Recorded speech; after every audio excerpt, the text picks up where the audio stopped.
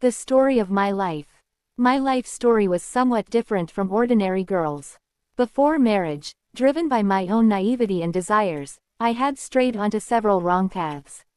By my own will, I spent time with some boys. I spent nights with them, and a constant fear remained hidden in my heart. What would happen if my husband found out about all this after marriage? On my wedding night, as I sat on the bed of flowers, my heart was beating incredibly fast. The room was filled with fragrance and light, yet there was a profound silence. I was worried that my past might destroy my present. During this time, my husband entered the room. He sat close to me and said softly, "Saima, you know I am my parents' only child. After me, they had no other children. I was their whole world. But when I was 11 years old, an accident snatched my father from us. Since that day, my mother is everything to me." I looked at my husband's face. His eyes held truth, pain, and immense sincerity. A strange peace began to settle in my heart, but along with it was the fear that if he learned of my past, these moments of love would turn into hatred.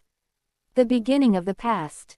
My story began there. After my childhood, my entire youth was spent in loneliness and deprivation. My mother raised me by sewing clothes. She would stay busy with the machine all day, and I would be lost in the silence of the house. Then, one day, Yasser entered my life. He was a neighbor, handsome and charming. He was so good-looking that any girl would be ready to fall for him. When he looked at me and smiled, it felt like a spark of electricity inside me. There was a small wall between our roofs. We often started talking there in secret. These talks gradually turned into long meetings. When my mother would fall asleep exhausted at night, I would tiptoe to the roof. Yasser would be waiting for me. He would hold me close, hold my hand, and make promises. He would say, "Saima, you belong only to me. I will make you my wife and keep you forever. No one can separate us." These words would intoxicate my heart. I surrendered myself to him. Everything that should happen after marriage had already happened between us. I knew it was wrong. But at that time, my heart, my desires, and his proximity had won over everything.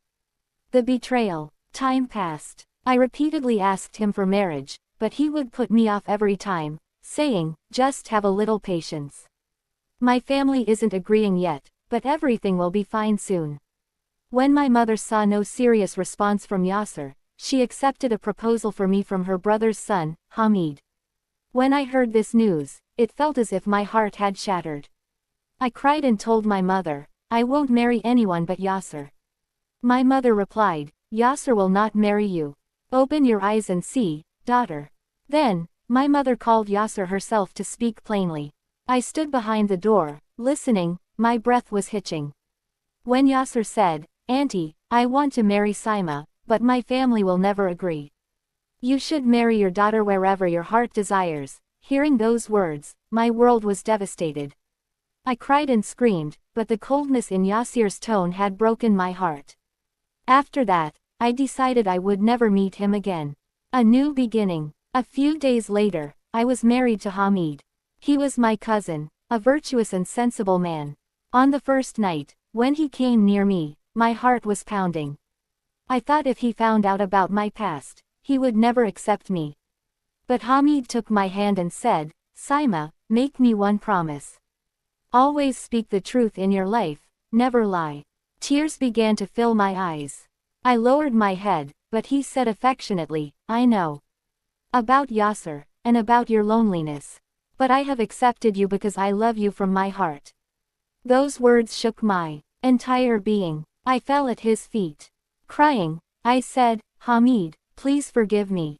I made big mistakes in my naivety, but now I am only yours." Hamid wiped my tears and kissed my forehead. That day, I realized what true love really is. Yasser's love was temporary, but Hamid's love was full of sincerity.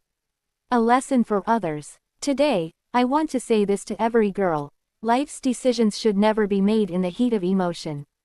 A moment's desire does not always bring happiness. Sometimes, it becomes a lifelong regret. Friends, if you liked my video, please like the video and subscribe to my channel. And friends, take great care of yourselves. See you in the next video.